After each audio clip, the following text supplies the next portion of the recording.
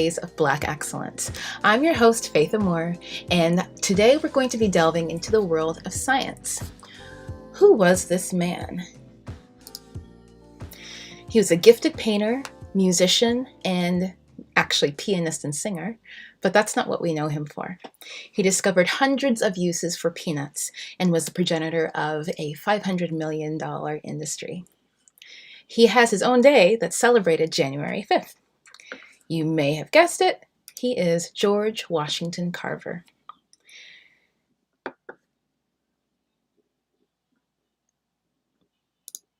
Let's go here. George Washington Carver. He was born a slave in Missouri, maybe around 1864 or 65, we're not quite sure. His parents were purchased by a German immigrant, and in Missouri, while he was still a baby, his father was killed in a work accident, and his mother and sister were kidnapped. So he ended up being raised by his slave owners, and they actually decided to raise him and his older brother as their own. George used to spend lots of free time in the woods. They would call him the plant doctor because he could make any plant grow. In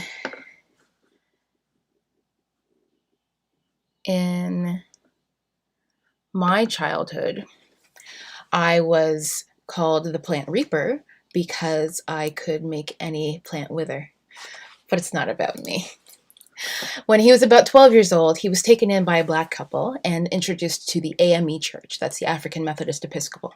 And his relationship with God started then and continued to grow. He felt that science and God could coexist without any conflict. When he was a young adult, he applied to and was accepted to go to the school at Highland College, who refused him when they realized that he was Black. I can only imagine. He decided to, change his plans and homestead for a year, but he really wanted more education. So he took a risk and decided to try again.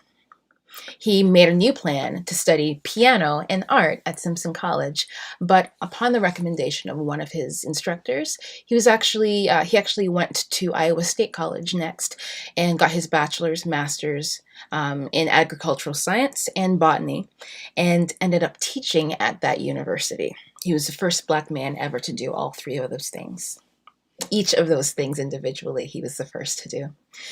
He was a rising star in the world of agriculture. And agricultural science specifically.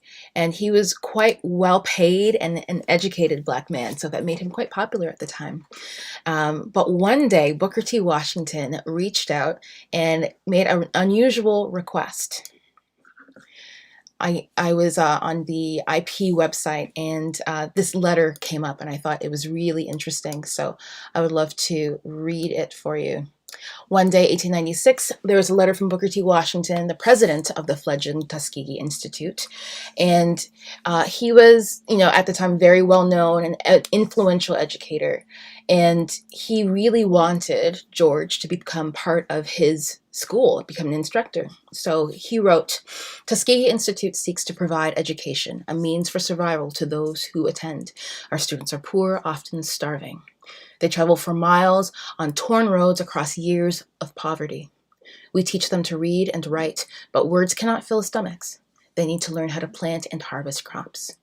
I cannot offer you money, position, or fame. The first two you have.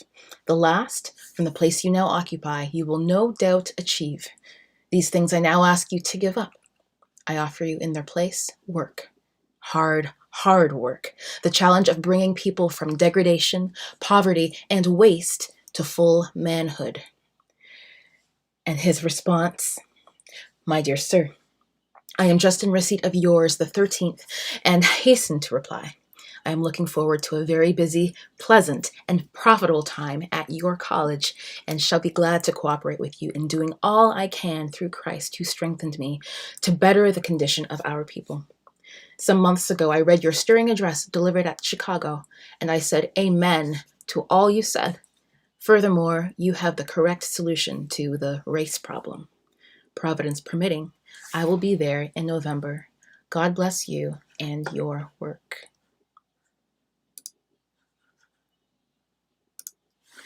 So there you go. he decided to go ahead and become part of the Tuskegee Institute, and he ended up teaching there for over 40 years, about 47, and actually died on the campus of Tuskegee Institute after a fall. Now, what was he able to accomplish? This man, this incredible man called the plant doctor, he found over 300 uses for the peanut. Now, peanuts weren't as big a thing when he first got started. People who were, well, farmers who were doing agriculture, they were planting primarily cotton crops in Alabama.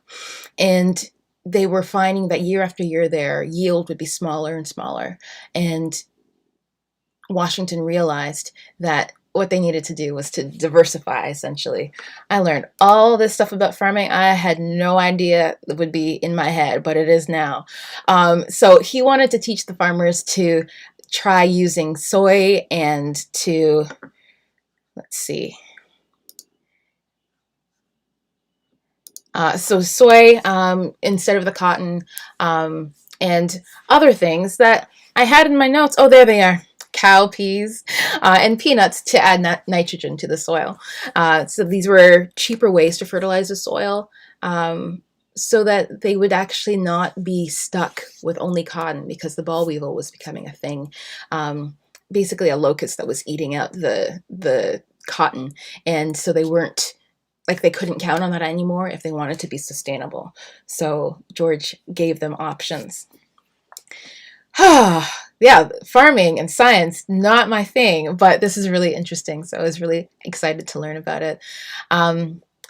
Yeah, so he actually ended up meeting with 3 different US presidents, the Prince of Sweden, teaching them about these agricultural processes and kind of training them and helping with the tariff process for peanut. He was really, really influential in that regard. I thought that he was the one who created peanut butter, and I wanted to thank George Washington Carver for that, but apparently that is not necessarily the truth. He was, you know how you hear about someone being associated with one thing? Like, he was primarily associated with peanuts. So you kind of assume, and that's kind of what happened, especially after his passing. But no, it was someone else. But it's okay, because he made sure that he found other uses for peanut oil that are actually also in cosmetics and soaps and all sorts of things that you would never think of, dyes, inks. So I thought that was just great. I'm hearing clicks. I think it means that someone's watching, but I don't know how to do that. So anyway, yeah, so he decided to think outside of the box and ensure that people were not relying on one thing to make their income. And so for me, business mind, it makes me think, okay, so diversifying your income streams, having multiple, that's the kind of thing that in terms of a challenge, that's something that I want to try and do, so that I'm not only reliant on one thing to survive. So that's part of what I will be taking from what I've learned from George Washington Carver. And I challenge you, what can you do or think about or try in the spirit of George Washington Carver? I challenge you to be the first, be the best, be the one we talk about for years to come. Share your thoughts in the comments. Today we learned about George Washington Carver and found out he didn't invent peanut butter, but found all sorts of other reasons to use peanuts. We look back so we can look forward to a better world. See you tomorrow when we'll talk about Black Moses. I'm Faith Moore. Thanks for watching. Bye for now.